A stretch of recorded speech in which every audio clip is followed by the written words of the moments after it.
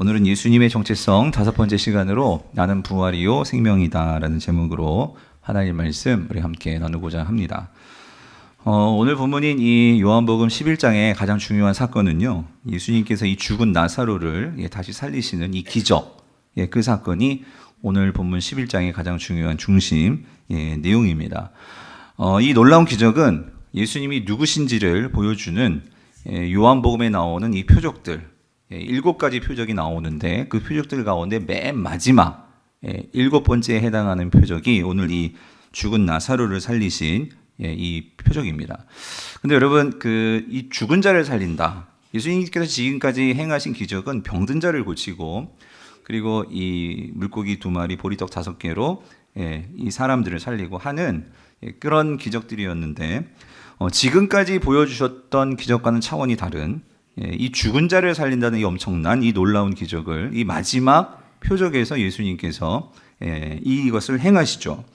그래서 요한복음에 나온 표적들은 사실 예수님께서 이 땅에 오신 분인데, 세상에서 하늘에서 이 세상 가운데 오신 분이신데, 그분은 이 새로운 시대를 여시고 또 우리에게 구원과 생명을 주시는 분이시다 하는 것을 보여주는 게 요한복음에 나오는 모든 표적들의 의미인데, 이 마지막 표적은 그 모든 표적들을 총망라하고, 그리고 그것들을 더 뛰어넘는 메시지를 포함하고 있는, 즉 예수 그리스도의 십자가의 죽으심과 이 부활까지를 이것을 보여주는, 내다보게 하는 가장 핵심이 되는 표적이 뭐냐? 이게 바로 오늘 우리가 보는 이 죽은 나사로를 살리신 표적이라는 거예요. 그래서 이렇게 중요한 표적이고 또 이 놀라운 일을 행하니까 이 표적을 이제 기점으로 예수님을 반대하는, 특별히 당시 종교 지도자들, 이 대제사장 가야바를 비롯해서 이 바리새인들이 이제 예수님을 실제적으로 죽이려고 공회에 모여서 그들이 모의를 합니다.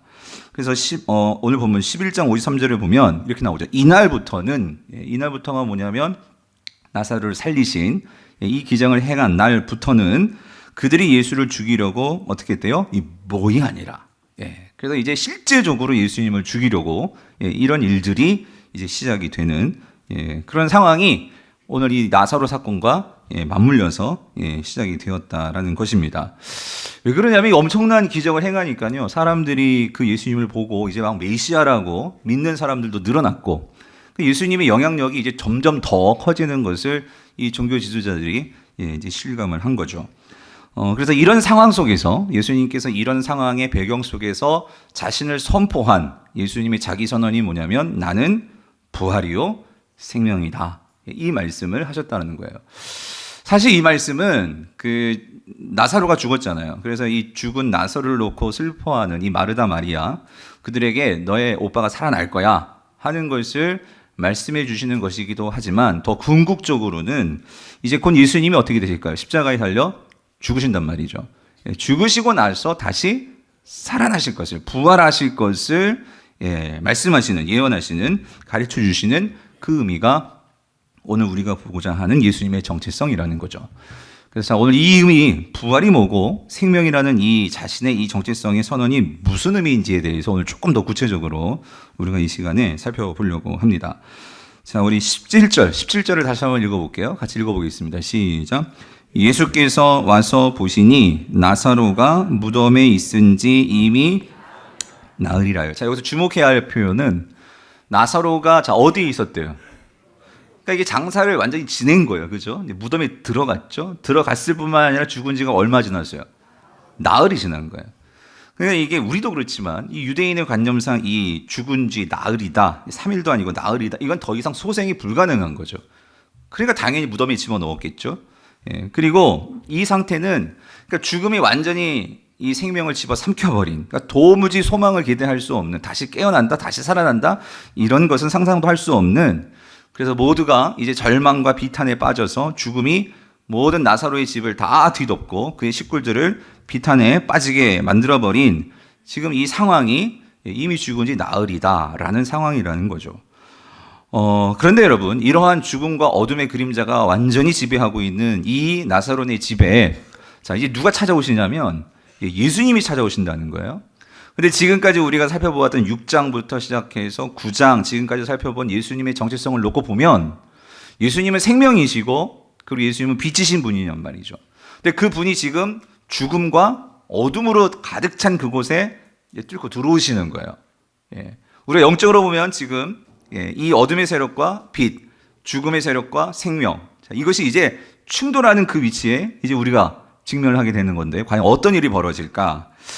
자, 그런데 여러분 중요한 것은 빛이 들어옵니다. 예수님이 들어오세요. 생명이 들어오십니다. 근데 이 상황을, 이 어둠과 이 죽음의 상황이 그 속에 있는 특별히 주님을 믿는다고 하는 사람들이 이 빛과 생명을 알아볼까? 알아볼까요? 못 알아보고 있다는 거예요. 여러분 오늘 보면 20절을 보면은요. 자, 우리 20절을 같이 한번 보겠습니다. 같이 읽어볼게요. 시작. 마르다는 예수께서 오신다는 말을 듣고 곧 나가 맞이하되 마리아는 집에 앉았더라. 여기서 우리가 좀 주목해 볼 표현이 마리아예요. 마리아는 집에 어떻게 있죠? 예, 앉아 있다. 예, 이게 무슨 말이냐면 특히 마르다보다도요, 언니 마르다보다도 동생 마리아는요, 평소 예수님을 너무나 잘 따랐던, 예수님의 그 무릎 발치에서 예수님만 바라보며 예수님 말씀에 그냥 홀라당 완전히 빠져서 그렇게 주님을 사랑하고 또 주님 말씀을 소중히 여기고 했던 자가 마리아란 말이에요. 근데 이 마리아가, 그러니까 예수님이 오시는데, 언니는 이제 예의상 먼저 나갔어요. 그러면은 평상시 같으면 이 마리아도 막 달려나가서 예수님을 맞이했을 것 같은데, 이 마리아가 여전히 집에 이렇게 머물러 있는 거예요. 왜 집에 머물러 있다? 뭐 제 표현은 집에 틀어박혀 있는 것 같아. 왜 틀어박혀 있는 것일까? 왜 그럴까요? 왜 그런 것 같으세요? 삐져서. 누구에게? 예수님께. 왜 삐졌어요? 그렇지. 빨리 안 고쳐졌잖아. 그래서 여러분, 우리가 오늘 본문 안 읽었는데 1절부터 16절을 보면은요, 그러니까 오빠가 아직 죽지 않았어. 그래서 아직 생명이 붙어 있어. 그래서 이제 병에 들려가지고요, 사람을 보내죠. 사람에게 보내가지고 예수님 보고 빨리 지금 우리 집에 오셔가지고 이 오빠 좀 고쳐달라고 했는데 예수님 어떻게 하셨어요? 요즘 말로 말하면 죄송해요, 쌩 깠죠. 뭐냐면 이게 그냥 무시하는 정도가 아니라 고의로 이틀씩이나 더 갈 수 있는 상황인데도 가지 않으신 거예요. 이거를 마리아 이 식구네가 알았던 것 같아. 근데 여러분 사실 이 나사로, 마르다, 마리아는 성경에는 막 안 나와 있지만 부모를 일찍 잃고 그 세 남매가 힘겹게 서로 의지하면서 그렇게 살았던 그런 가정이었던 것 같아요. 그래서 예수님께서 평소에 뭐 나이대도 비슷하신 것 같아요. 연령대도. 그래서 이 가정을 사랑하고 또 좋아하고 힘들 때면 이 집에 찾아가서 쉼도 갖고 교제도 하고 하여튼 그런 친분이 있는 집이었단 말이에요. 그래서 특별히 나사로를 사랑했다라고 이렇게 이 요한복음이 기록하고 있는 것처럼, 주님은 우리를 그렇게 특별하게 여기고 그렇게 우리를 사랑한다 하고 그랬던 분이신데 어떻게 이렇게 어려움을 당했는데 이럴 수가 있냐는 거죠. 그러니까 여기에 이제 마음이 상한 거죠. 그래서 마리아가 특별히 더 그랬던 것 같아. 그래가지고 삐져가지고 정말 주님이 오시는데도 나가지 않고 이렇게 있었어요. 근데 예수님도 그걸 아신단 말이죠. 그래서 얘네들이 정말 그렇구나. 근데 여러분 앞에 보면 예수님께서 그런 말씀을 하세요. 왜 예수님께서 이틀씩이나 더 늦춰가지고 왜 그러셨을까요? 앞에 우리가 11장 초반부를 보면은, 그러니까 이거는 나사로가 죽는 것이 아니고 자는 것이고, 그리고 이거는 하나님께서 영광을 받으실, 하나님의 아들로 하여금 영광을 받게 하는 그런 일이야 라고 주님은 말씀하십니다. 이런 걸 보면 예수님은 어떤 의도를 가지고 그렇게 빨리 가지 않으셨다는 거죠. 근데 아니나 다를까 이 마리아가 삐져가지고 이러고 있으니까 예수님께서 이제 마르다를 통해서 야 마리아 좀 오라고 해가지고 이제 마리아가 오는 거예요, 예수님께. 그래서 나옵니다. 나왔는데 이 예수님을 만났어요. 그랬을 때 이제 마리아가 뭐라고 말을 합니까? 우리 32절을 보면 32절을 보면 마리아가 예수가 계신 곳에 가서 배웠고, 그 다음에 그 발 앞에 어떻게 있죠? 엎드려 이르되 뭐라고 얘기해요? 주께서 여기 계셨더라면 내 오라버니가 죽지 아니하였겠나이다 하더라. 여러분 이게 어떤 뉘앙스예요? 주님이 빨리 오셨으면 주님 우리 오빠 죽지 않았을 텐데, 이게 어떤 뉘앙스예요? 원망하는 거죠. 그렇죠? 그러니까 너무 서러운 거야. 우리 지금 이제 누구 바라보고 사느냐고. 부모님도 일찍 돌아가셨고 오빠 하나 두고 그게 사는 우리인데 거의 고아나 마찬가지죠. 주님 왜 일찍 오지 않으시고, 그래서 여기 이게 그 말에 엎드려 이 말은 뭐냐면 엎드려서 통곡하는 거가 땅을 치면서 주님 이해되시죠? 왜 이렇게 늦게 오신 거예요? 예, 하면서 이 통곡하고 예, 그 원망하는 이 모습이에요. 사랑하는 성도님들, 이 모습을 지금 주님이 보고 계십니다. 예? 눈물을 헝헝 울면서 예? 주님을 원통해 하면서 예, 이런 모습을 주님이 보시는데 여러분 그 모습을 보는 예수님의 마음 어땠을까요? 아프시겠죠? 왜? 예. 그래서 여러분 요한복음이 그 예수님의 이렇게 통곡하는 마리아, 사랑하는 마리아와 마르다거든요. 내 가족 같은, 예, 내 자매 같은 이 상황을 보면서 자 어떤 마음이셨을까? 33절 우리 같이 한번 읽어볼게요. 이 예수님의 마음이었을 때요. 같이 읽어봅시다. 시작. 예수께서 그가 우는 것과 또 함께 온 유대인들이 우는 것을 보시고 심령에 어떻게 해요? 비통히 여기셨다. 예? 예수님이 마음을 비통히 여기셨고 그리고 또 어떻게 해요? 불쌍히 여기셨다라는 거예요. 그래서 결국 예수님도 어떻게 하시나? 35절이니까 예수님께서 뭘 흘리세요? 눈물을 흘리셨다. 예, 눈물을 흘리셨다. 성도님들, 특별히 여기서 우리가 좀 주목해보고 싶은 게 이거거든요. 심령에 비통히 여기셨다. 여러분 여기서 이 비통이라는 이 단어가요. 원래 원어로는 엠브리 마오마이라는 이 동사인데 이거는요. 그러니까 비통이라기보다 이건 어떤 의미에서는 이거는요. 그 분노하는 거예요. 분노. 그래가지고 이 책망하는 거예요. 책망. 이게 엠브리 마오마이예요. 그러니까 뭐냐면 여기서 예수님이 화가 나셔가지고 막 그 분노하셨다 이 말이 그 심령에 비통히 여기셨다는 거예요. 그렇다면 여러분 예수님이 지금 막 화가 나셨어요. 지금 이 상황에 대해서 막 울고 막 이런 걸 보니까 막 화가 나는 거야. 분노가 막 일어나는 거야. 그러면 여러분 누구에 대해서 지금 예수님께서 화를 내시는 걸까요? 지금 이 마리아에 대해서. 그래서 예수님 앞에 막 울고 있는 이 마리아, 너 어떻게 이렇게 울 수 있어? 하면서 지금 이 마리아에게 분노하시고 화를 내시는 걸까요? 여러분 어떠세요? 비통히 여기셨다. 그런 걸까요? 아니겠죠. 여러분 우리 예수님 그렇게 이 무감각하신 분이 아니시죠. 마음이 그렇게 냉철하게 그렇게 아니 지금 그 여인이 울고 있는데 너 왜 울어? 하면서 막 울지 마 이러시는 분이 아니란 말이에요. 그럼 예수님이 여기서 뭐에 대해서 이렇게 분노하시고 책망하시는 걸까? 그러니까 여기 이 단어 속에는 다시 말씀드리지만 어떤 동정이나 어떤 슬픔에 대한 표현이 아니란 말이에요. 비통히 여기셨다는 것이. 예. 그 뒤에 불쌍히 여겼다는 것은 이제 이 여인들에, 이 마리아와 마르다에 대해서 그걸 불쌍히 여기셨지만 여기 중요한 거 비통히 여기셨다는 것은 그럼 도대체 뭐에 대해서 이렇게 분노하시면서 화를 내시는 거냐? 여러분 그거는요. 오늘 이 죽음이 가져온 이 모든 상황과 현실에 대해서 예수님이 분노하고 격분하셨다는 거예요.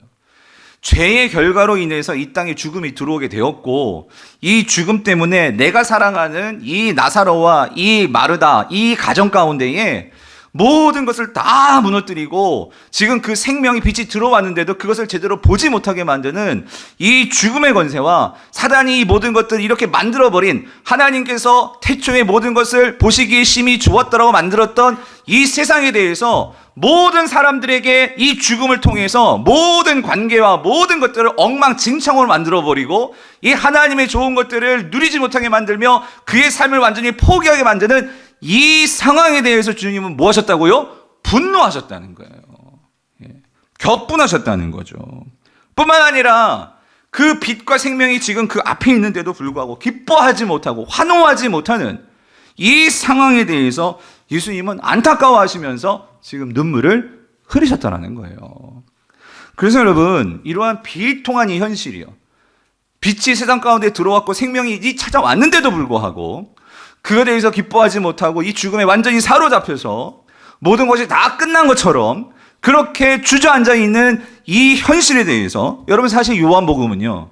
이 요한복음이 처음이 시작이 되면서 이 사실을 분명히 말해주면서 시작을 합니다. 여러분 요한복음 1장 4절 5절을 보면은요. 이런 말씀이 나와요. 그 안에 생명이 있었으니 그 안이 누구일까요? 예수 그리스도 안에 생명이 있었으니 이 생명은 사람들의 뭐래요? 빛이라. 근데 잘 보세요. 5절. 빛이 어둠의 빛이 돼. 세상 가운데 비치는 거예요. 그런데 그 세상이, 어둠이 어때요?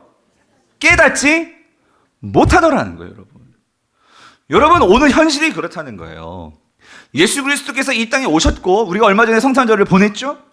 그 생명이시고 능력이신 분이 오셨어요. 오셨는데도 세상은요, 그 빛에 대해서, 생명에 대해서 깨닫지를 못해요. 아니, 우리 성도들도 우리 삶 속에 예수님께서 찾아오셔서 내가 영원히 너희와 함께 한다는 임마누엘, 그 예수님이 오셨는데도 어쩌면 우리들 지금 이 마리아처럼 그 생명을 가지고 지금 찾아오셨는데 그 죽음의 권세에 사로잡혀서 주님을 보지 못하고 이렇게 땅바닥에 철퍼덕 주저앉아서 모든 것이 다 끝난 것처럼 그렇게 비통히 여기며 원통하면서 그렇게 주저앉고 있는, 혹시 그런 성도님들 지금 이 자리에 계시지 않냐고요. 그래서 여러분, 요한복음은 이렇게 얘기합니다. 9절 같이 읽어볼게요. 9절, 그 다음 참 빛 곧 세상에 와서 각 사람들에게 비추는 빛이 있었으니, 10절, 그가 세상에 계셨으며 세상은 그로 말미암아 지은 바 되었으되, 여기요, 여기 세상이 그를 알지 못하였다. 예수님을 알아보지를 못하는 거예요, 여러분. 네? 여러분, 오늘 이 11장에서 우리가 포커스를 맞춰야 되는 것은요, 불신자라기보다 여러분 신자로서 우리가 이걸 정말 냉철하게 우리 자신을 좀 살펴봐야 돼요. 뭐냐면 우리는 다 예수님을 안다 생각하고, 저도 그렇고 우리 이제 앉아 있거든요. 근데 지금 마리아 마르다도 예수님을 모르는 사람들이 아니에요. 예수님이 기적을 받고 예수님의 말씀을 들었고 함께 했던 사람들이에요. 근데 죽음이 그의 삶에 들이닥치니까 지금까지 그들이 알았던 예수님의 모습과 이 모든 것들이 제대로 작동이 안 돼요. 예. 제대로 그것이 능력이 나타나지를 못해요. 예. 여러분, 우리가 그것을 염두에 두고 오늘 본문을 봐야 한다는 거예요. 아니, 예수님을 누구보다 사랑했고, 아니, 언니보다도 더 주님을 사랑했어요, 마리아는. 그리고 주님의 말씀을 들었어요. 그런데도 그 마리아조차도 이 죽음 앞에서 머지없이 무너지는 이 모습이요. 예. 사랑하는 성도님, 왜 이렇게 되는 걸까요? 왜 이런 모습이 나타나는 걸까요? 여러분, 그것은 물론 이 죽음이라는 건 여러분 슬프죠. 아니, 내가 사랑하는 오빠가 죽었는데 여기서 안 무너질 사람이 누가 있겠어요. 근데 여러분, 우리가 봐야 될 거는 좀 더 근본적으로요, 오늘 지금 이 상황이 주님은 왜 여기서 비통히 여기시며 죽음의 권세에 대해서 이렇게 주님은 격분하시는 걸까? 여러분, 우리가 분명히 기억해야 되는 것은 우리 이 땅에요, 죽음이 분명히 있지만 그 죽음의 권세를 가지고 이 땅에서 군림하고 있는 사단이 있다는 것을 여러분 꼭 기억하셔야 돼요. 여러분, 우리는 그 사단의 존재에 대해서 인식하고 그 사단이 죽음의 권세를 가지고 성도들을 얼마나 쥐락펴락하면서 흔들어 놓는지 우리는 그것을 항상 기억하고 있어야 한다는 거예요. 주님은 그 사단에 있으면 격분하고 계시는 거예요. 주님은 그 사단에 대해서 모든 것을 다 물리치시기 위해서 우리에게 그 사단에 더 이상 노예가 되어서 질질 끌려다니지 아니하도록 그런 삶을 우리에게 주시기 위해서 이 땅에 오신 분이시라는 거예요. 그래서 종교개혁자 칼빈은요, 이 부분을 해석하면서 예수님의 비통함을 이렇게 해석했어요. 죽음과 악과 부자연함과 공포한 폭정으로 말미암은 이 분노다. 누구로부터? 사단으로부터. 여러분, 내 사랑하는 자들이 지금 막 절망하고 있고 이게 실망에 빠져 있고, 여러분, 그게요, 결국 사단이 다 지금 어떻게 끌려가고 있고, 그 안에서 헤어나지 못하는, 우리는 이 현실을 보면서 성도는 적어도 비통히 여기게 된다는 거예요. 그래서 여러분, 오늘 우리가 지금 당하고 있는 이 현실 속에서 이 어려움들, 절망들, 그것을 우리가 왜 비통해야 되느냐? 여러분, 성도는 우리가 분명히 기억해야 돼요. 우리가 정말로 이 땅에서 절망하게 되고 원망하게 되고 우울감에 빠지게 되고 그런 것들이 근본적으로 들어가면, 여러분, 사단이 우리를 그렇게 지금 쥐락펴락하면서 흔들어 놓고 있다는 거예요. 우리가 적어도 예수 그리스도를 믿고 하나님의 영생을 받은 성도들이라면 우리가 거기에 끌려다니는 존재는 적어도 되지 말아야 한다는 거죠. 우리가 거기에 대해서 우리가 비통히 여기면서 분노하면서 거기에 대해서 의로운 분개심을 가질 수 있어야 한다는 거죠. 내 삶의 생명이시고 빛 대신 예수 그리스도 오셨기 때문에, 그 생명이 여러분의 삶 속에 들어오셨기 때문에 세상 사람들은 비통해하는 것이 아니고요, 세상 사람들은 그냥 끌려다닐 수밖에 없어요. 왜? 빛을 못 보니까. 생명을 보지를 못하니까. 근데 오늘 저와 여러분들은 그 생명을 받았고 그리고 그 빛을 보았고, 아멘이십니까? 그렇다면 여러분 여기에 대해서 우리는요 분노하고 비통히 여길 수 있어야 한다는 거예요. 여러분 이렇게 되려면 여러분이 예수님을 똑바로 볼 수 있어야 된다는 거예요. 우리가 예수님을 바라볼 수 있는 것만큼 여러분 내 삶의 두려움은 적어집니다. 그러나 내가 예수 그리스도를 제대로 보지 못하면 못할수록 우리 삶에서 두려움은 커집니다. 그러므로 여러분 잘 한번 생각해 보셔야 돼요. 여러분 다 예수님을 본다라고 생각하실 거예요. 근데 문제는 이거죠. 내 삶에서 뭐가 더 크게 보이냐는 거예요.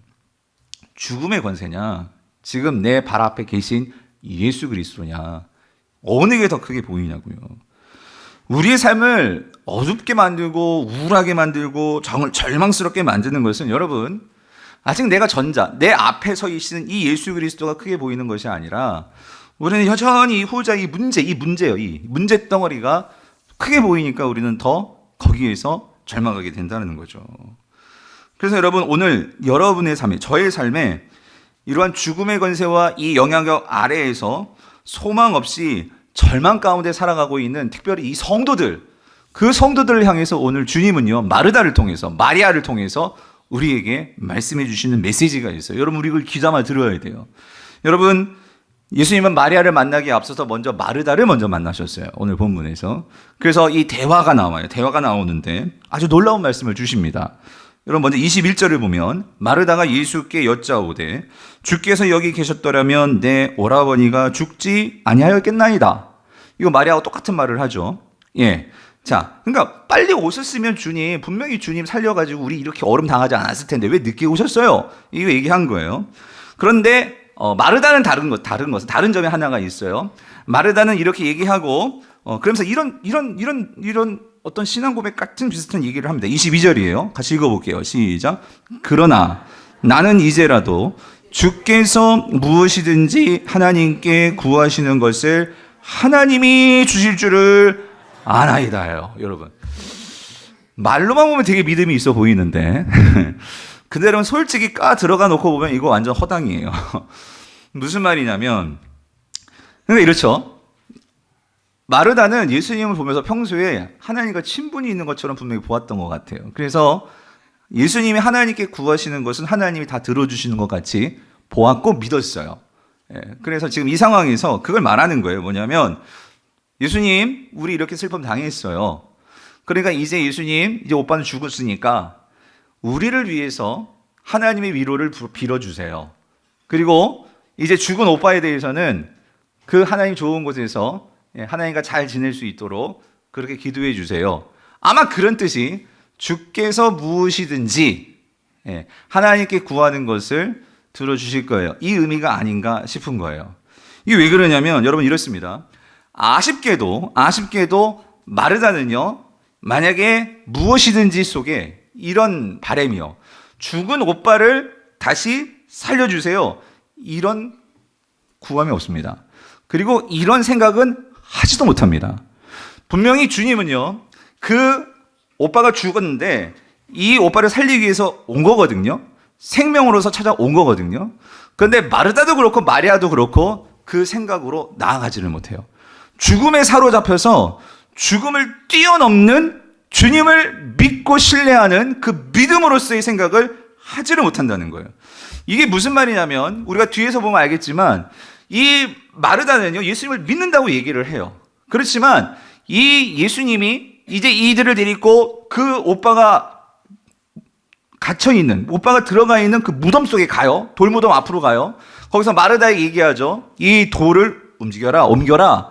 그런데 이 마르다가 뭐라고 얘기한 줄 아세요? 주님은 거기에서 분명히 말했잖아요. 주께서 무엇이든지 구하시면 하나님께서 이루어 주실 것을 믿습니다. 말을 하는데, 그래서 예수님께서 이 돌을 옮겨라. 그 소리는 뭐냐면, 왜 돌을 옮겨요? 살아난다는 얘기지. 오빠가 살아서 나올 거란 말이지. 그런데 그 앞에서 마르다가 한다는 말이 뭔지 알아요? 예수님 무슨 소리를 하시는 거예요? 지금 죽은 지가 나흘이 돼가지고 벌써 썩는 냄새가 나요. 이거 믿는다는 소리예요? 못 믿는다는 소리예요? 못 믿는다는 거죠. 사랑하는 성도님들, 마르다는 분명히 말을 했어요. 주께서 무엇이든지 하나님께 구하시는 것을 하나님이 주실 줄을 아나이다. 하지만 그가 생각하고 있는 믿음이란 건 뭐예요? 자기 수준이에요. 내가 믿는 수준. 그러니까 예수 그리스도를 믿는 것이 내 생각에 가둬놓고 그 예수 그리스도를 믿고 있다라는 거예요. 예수님의 능력을 믿지만 내 지식과 믿음의 수준에서 그것을 벗어나지를 못하는 거예요. 성도님들, 신앙은요, 내 생각 가지고 주님을 믿는 게 아니에요. 내 생각을 깨부수고 주님께 나아가 주님의 생각을 붙드는 게 신앙입니다. 그런데 우리가 정말로 믿음 생활을 한다고 하면서 우리가 정말로 우리의 주님을 향한 태도나 생각들을 보면은요, 정작 내가 믿고 이해할 수 있는 부분만큼만 주님을 믿는다는 거예요. 나의 어떤 자아를 깨뜨리고 나의 생각을 깨뜨리고 주님이 말씀하시는 바대로 우리가 넘어가야 되는데 그러기는 힘들거든요. 아니, 아무리 생각해도 어떻게 죽은 자가 살아납니까? 그러면서 우리는 어때요? 나의 이 생각을 뛰어넘지를 못해요. 그거를 부수지를 못한다는 거예요. 사랑하는 성도님들, 여러분 잊어서는 안 돼요. 예수님은 나보다 크신 분이세요. 아멘이십니까? 예수님의 생각은 우리의 생각을 뛰어넘으시는 분이시란 말이에요. 그런데 우리는 여전히 내 생각에 갇혀서 신앙생활을 하면 여러분 결코 거기에서는 부활의 능력 나타나지 않습니다. 거기에서는 우리의 신앙생활 바뀔 수가 없어요. 우리는 항상 그 틀 안에서 똑같이 변함 없이 우리는 그냥 그렇게 종교생활하고 있을 뿐이죠. 그래서 예수님이 저거 왜 늦게 오신 줄 아세요? 이거를 깨뜨리기 위해서요. 마르다와 마리아야, 너희들이 나를 믿는다고 하는데 너희들 그 믿음이 정말 똑바른 믿음인 줄 아니? 아니야, 그거 한번 깨뜨려보자. 그래서 주님은요, 그 오빠가 죽는다는 이 죽음을 통해서 그 죽음조차도 생명이 삼켜버리는, 우리는 생명을 죽음이 삼켜버린다고 생각해요. 그러니까 두려워한다고요. 근데 주님은 오히려 반대예요. 죽음을 뭐가 삼켜버려요? 생명이 삼켜버린단 말이에요.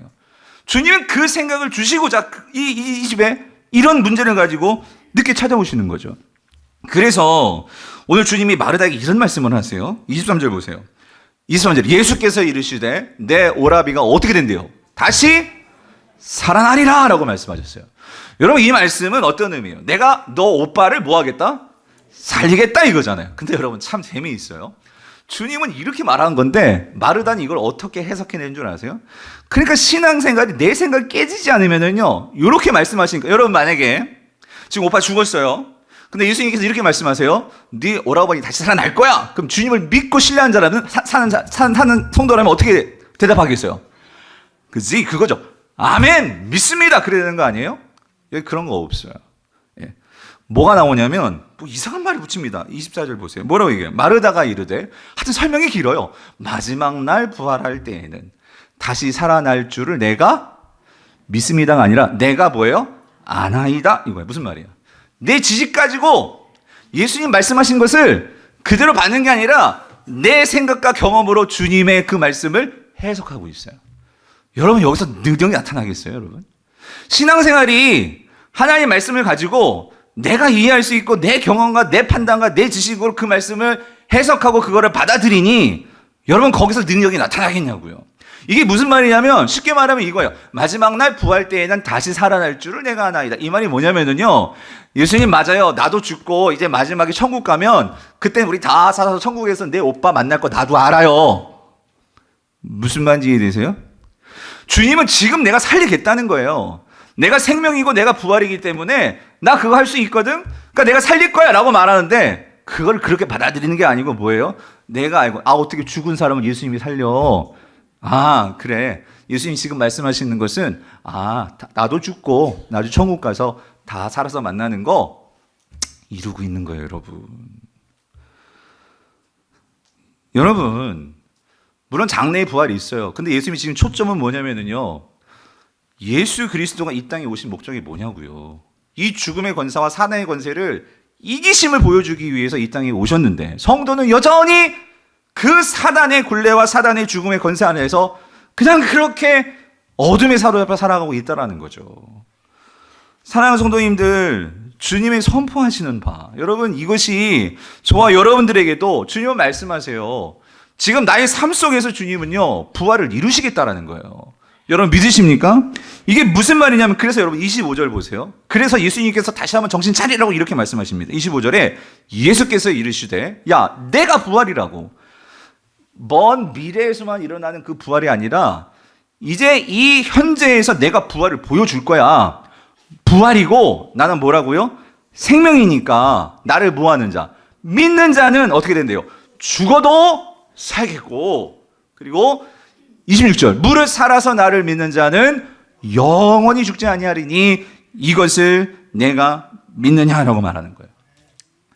마르다는요, 먼 미래의 부활은 믿었어요. 어디서 부활? 천국에서 부활. 그거는 유대교가 다 그거를 바리새인들의 가르침 속에는 이걸 믿었거든요. 그러니까 우리 다 천국 가서 다시 주님 만나고 우리 믿잖아요. 근데 오늘 주님의 포커스는 뭐냐면은요, 이거예요. 그 미래적인 부활의 관점을 이 마르다가 이러한 모든 생명의 주인은 예수 그리스도이심을 바라볼 수 있도록 주님은 이 죽음의 권세를 이기는 이 능력이 예수 그리스도께 있다는 것을 그가 정말로 믿도록 초점을 예수님께 맞춰놓는 거예요. 그래서 뭐라고 말씀하시냐면 내가 부활이다. 내가 부활이고 이 부활의 능력은 현재의 삶 속에서도 일어날 수 있어. 이거를 주님께서 보여주시기 위해서 곧바로 이어서 말씀하시는 게 26절인데 여러분 26절이 조금 사실은 어려운 해석이에요. 이게 무슨 말이냐면 무릇 살아서 나를 믿는 자는 영원히 죽지 않으니 이 말은 뭐냐면 이거를 그냥 내가 살아서 예수님 믿으면 영원히 죽지 않는다. 근데 여러분 이 말이 안 되잖아요. 우리가 살아서 예수님 믿어 우리 죽어요 안 죽어요? 죽잖아요. 예. 그러면 도대체 이 무릇 살아서 나를 믿는 자는 영원히 죽지 않는다. 이 말이 도대체 무슨 말이냐는 거예요. 그래서 여러분 이거는요 요한복음 전체를 가지고 우리가 해석을 해야 돼요. 여기서 앞에서 무릇 살아서 이 살다라는 단어는 요한복음에서는 영생을 말해요. 즉 25절에서 이렇게 말씀하셨죠. 나는 부활이고 생명인데 나를 믿는 자는 죽어도 살겠다. 예. 그런데 무릇 살아서 나를 믿는 자, 즉 예수 그리스도를 믿는 자들은 성령의 역사를 통해서 우리 안에 어떤 능력이 우리에게 일어나게 되냐면 성령이 우리 안에 뭘 넣어주시죠? 생명을 넣어주세요. 그게 뭐예요? 영생이죠. 그래서 요한복음 3장에서 5장에서 이 영생에 대해서 말씀을 하셨어요. 중생이죠. 예수 그리스도를 믿으면 성령께서 우리 안에 들어오셔서 우리에게 영생을 주심으로 우리가 하나님과 관계를 맺고 하나님의 자녀가 되고 하나님의 신분, 자녀의 신분을 얻게 되죠. 아멘이시죠? 믿으시죠? 그런데 여러분 이걸 기억하셔야 돼요. 계속 띄워주세요. 거기서 끝이 아니라는 거예요. 그러니까 무릇 살아서 영생을 얻은 자가 오늘 이 11장의 맥락에서 그 영생을 가져서 생명을 가지고 있는 자가 나를 믿으면 이렇게 되는 거예요. 그럼 여기서 나를 믿으면 아니 예수님을 믿어서 이미 성령을 받았고 영생을 얻었는데 뭘 또 믿어? 여기서 믿는다는 것은 어떤 의미일까요? 25절이에요. 내가 부활이고 생명인 것을 믿으면 이 말이란 말이에요. 내가 영생을 받았고 그리고 영생을 얻었기에 그 예수가 누구신지를 이제 알아서 여러분 영생은요 주님과 내가 어떻게 해요? 알아가는 친분의 과정이라고 말씀을 드렸어요. 그래서 마르다 마리아야 네가 있잖아 나를 안다고 했는데 자, 이 순간 너희들이 정말 기억해야 될 것은 너희들 안에 이미 영생이 있어. 그런데 오늘 내가 말하지 내가 부활이고 나는 생명이야. 이거를 너희들이 지금 이제 믿으면 어떻게 된다는 거예요? 영원히 죽지 아니하리라. 이 말은 뭐냐면 오늘 너희들이 살아서도 그 죽음의 권세에 사로잡히지 않고 너희들이 그 죽음의 권세를 이김으로 살아갈 수 있어. 뿐만 아니라 죽어서도 너희들이 영원히 살게 되는 이 영생을 누리게 돼. 여러분 무슨 말인지 이해되세요? 좀 더 설명을 드릴까요? 여러분 이거예요. 오늘 우리가 이 땅을 살아가면서 예수님 믿어도 여러분 우리가 매번 부활절을 맞이해도 부활절에만 부활절이 있는 것이 아니고 여러분의 삶에서 정말 내가 당하고 있는 모든 삶의 환경, 어려운 모든 것들에 결국 우리는 다 절망하게 되고 그리고 거기서 어떤 병에 걸리고 사업에 실패하고 자녀들이 날 떠나가게 되고 여러분 이런 모든 삶의 문제들이 우리를 어떻게 뭐로 몰고 가요? 죽고 싶다 하는 이 죽음의 그러한 그림자로 우리를 몰고 간단 말이죠. 우울하게 만들고 절망하게 만들고 이 모든 것들이 다 죽음의 증상들이란 말이에요. 그런데 예수 그리스도를 믿음으로 영생을 받았어요. 영생을 얻은 자들은 하나님의 자녀가 되는 권세를 주신대요. 그 권세를 가지고 예수님은 이미 이 땅에 오셔서 죽음을 이기시는 십자가에서 죽으시고 부활하시는 그 삶을 우리에게 확증해 주셨어요. 그러면 우리가 그거를 믿고 그거를 신뢰하며 믿음으로 나아간 자들은 우리도 영원히 죽지 않는다. 이 말씀 무슨 말이라고요? 죽음을 이길 수 있다는 거예요. 죽음에 사로잡히지 않는다는 거예요. 이 삶을 살았던 자가 바로 사도 바울이에요. 사도 바울은 그가 숱한 죽음의 위기가 있었어요. 그를 죽이려고 하는 모든 상황과 핍박과 어려움이 있었는데도 그는 그 상황 속에서 그 죽음에 사로잡히지 않고 그는 날마다 주님의 그 부활을 바라보면서 그는 살았어요. 그랬을 때 그가 고백하는 바가 뭐죠? 여러분 고린도전서 15장 55절에서 58절. 이거 쉬운 성경 읽어드릴게요. 들어보세요. 이렇게 선포합니다. 부활을 사는 자예요. 죽음아, 너의 승리가 어디 있느냐? 죽음아, 너희 찌르는 것이 어디 있느냐? 죽음이 찌르는 것은 죄이며 죄의 힘은 율법입니다.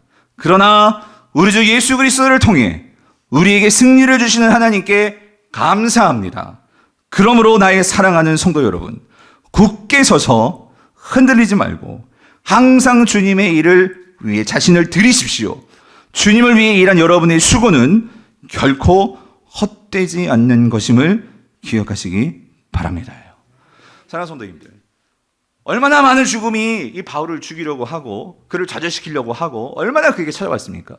바울에게는 육체의 병도 있었어요. 육체의 가시가 있었어요. 그래서 그것 때문에 힘들어하면서 하나님께 구하기도 하였고, 근데 그 병이 고쳐지지도 않았어요. 그러면 하나님, 난 사역자인데 어떻게, 나는 사람들의 죽은 사람도 살리는 난데 어떻게 난 이 병 하나 고치지 못해요? 그래서 좌절했어요.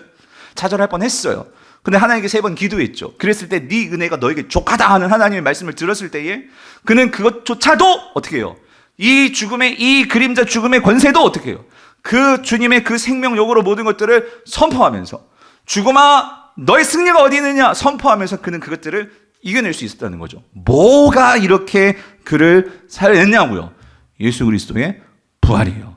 그 부활이 이 모든 현실의 죽음들을 다 삼켜버린다는, 그는 그 신앙을 가지고 살아내니까 정말 살게 되더라는 거죠. 사랑하는 성도님들, 오늘 우리가 한 해를 마감하면서 오늘 한 해 동안 여러분 얼마나 많은 어려움과 실패와 좌절들이 있었습니까? 거기서 얼마나 마음고생 하셨습니까?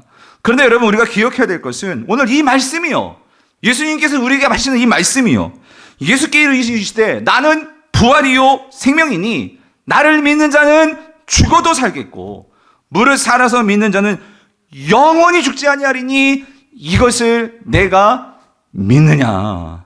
여러분, 주님께서 저와 여러분들 물으십니다. 여러분, 어떤 여러분 삶의 죽음과 같은 말 못할 그러한 이 수렁과 어려움이 있으십니까? 그런 상황에는 여러분 자신들에게 주님께서 여러분을 위해서 오신 거예요. 예수 그리스도를 믿는다면 우리 영원한 생명이 우리에게 분명히 보장되어 있지만, 주님은 그것만 바라보면서 현실을 그냥 낭망하면서 주님 왜 이제 오셨어요? 그렇게 사는 것을 주님 원하지 않으세요. 그 주님의 부활을 믿는다면 오늘 이 현재도 우리가 그 죽음의 권세에 질질 끌려다니는 자들이 아니고, 오늘 이 현실의 이러한 죽음의 어두운 권세들을 능히 이길 수 있음을 예수님의 삶으로 보여주신 것이 바로 오늘 저와 여러분들을 위해서라는 거예요. 그래서 오늘 마지막에 이 마르다에게 그거를 가르쳐 주시고 싶으신 거예요. 그래서 주님은 이거를 짚으시는 거예요. 뭐죠? 25절, 26절 다시 한번 보면 맨 마지막에 뭐라고요?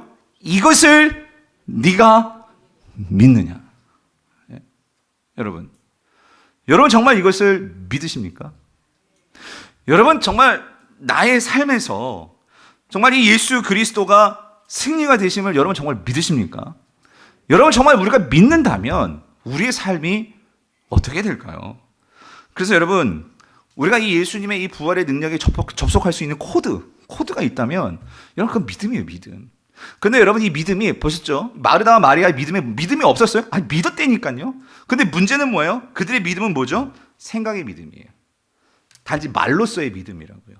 그런데 여러분, 단지 말로서의 생각의 믿음은요, 딱 어디서 이게 판가름 나냐면요, 돌무덤 앞에서 판가름이 나는 거예요.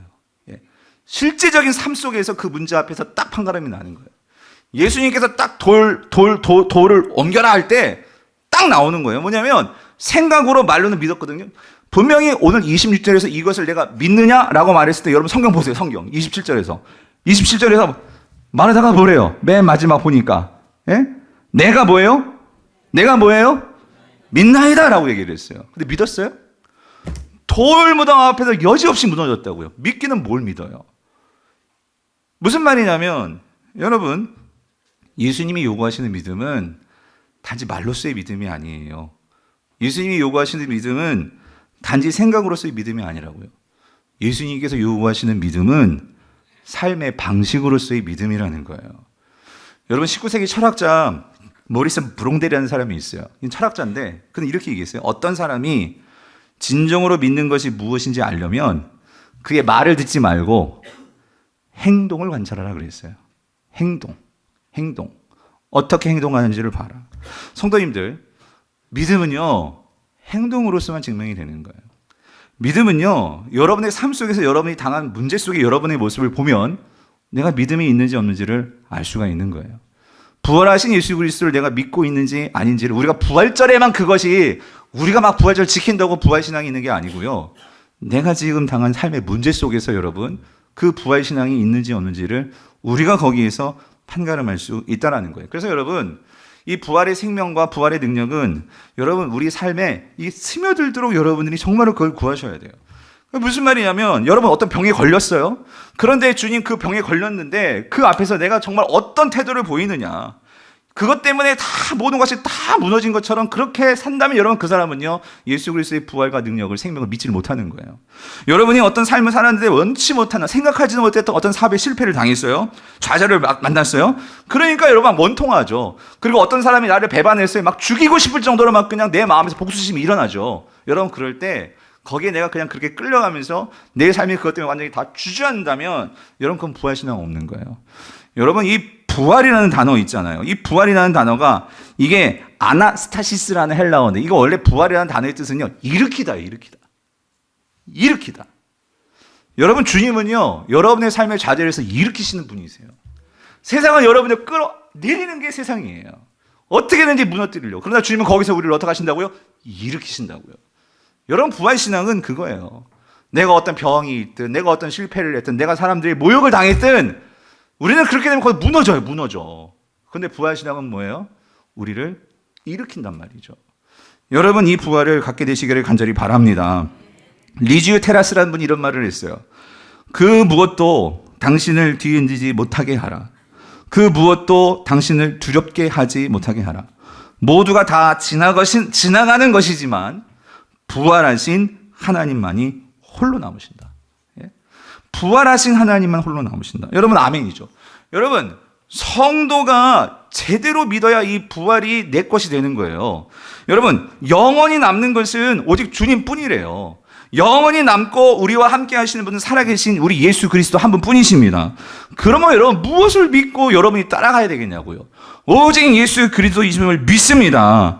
여러분 내 생각으로 예수님을 해석하지 마십시오. 오늘 주님께서 말씀하신 대로 그것을 믿고 여러분의 삶을 맡기시기를 바랍니다.